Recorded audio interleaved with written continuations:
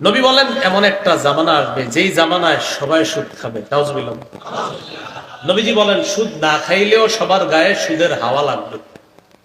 সবাই সুদ খাবে প্রথম বলছে, পরে বলতেছে সুদ না খাইলেও সবাই সুদের হাওয়া সবার গায়ে লাগবে।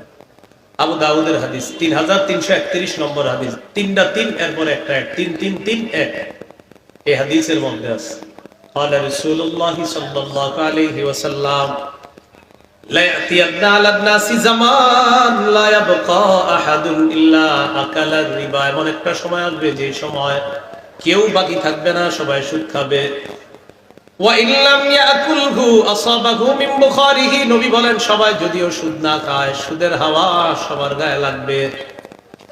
একজনকে আপনি বুদ্ধি দিয়ে বাজারে নিয়ে গেছেন এক কাপ চা পান করানোর জন্য, চা পান করাইলেন, তার কোনো গুনাহ হবে না, তার চা খাওয়াটা কোনো গুনাহ হবে না।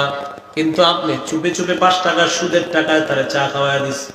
এই ব্যক্তিও যদিও ডাইরেক্ট সুদ না খায়, সুদের ধোঁয়া তার পেটে ঢুকায় দিছেন, সুদের হাওয়া ভিতরে দিয়ে। এই জন্য সব জায়গায় খাওয়া যাবে না, সব জায়গায় কি করা যাবে না। না আমি কিন্তু এই কারণে খাই না এমন না, আমি কিন্তু খাই না কোথাও। আবার আপনারা এটা ভাইবেন নাউজুবিল্লাহ, আপনাদেরকে এরকম সন্দেহ করি না। আমি এমনি আমার শারীরিক ঝামেলার কারণে আমি বাসা থেকে খানা নিয়ে আসি, কোনো মাহফিলে আমি খাই না, এটা আমার ব্যক্তিগত বিষয়।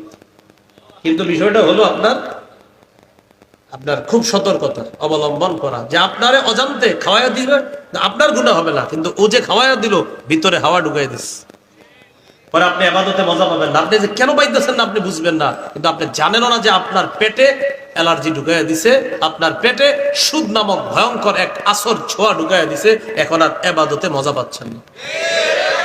আল্লাহ তাআলা বলেছেন কোরআনে, কুলু মিনাত তাইয়্যিবাত ওয়া'মালু সালিহা। আগে হালাল খাও, এরপর নেক আমল করো। আয়াত দ্বারা বোঝা যায় নেক আমলের পূর্ব শর্ত হালাল খাওয়া। আল্লাহ বুঝার তৌফিক দান করুন।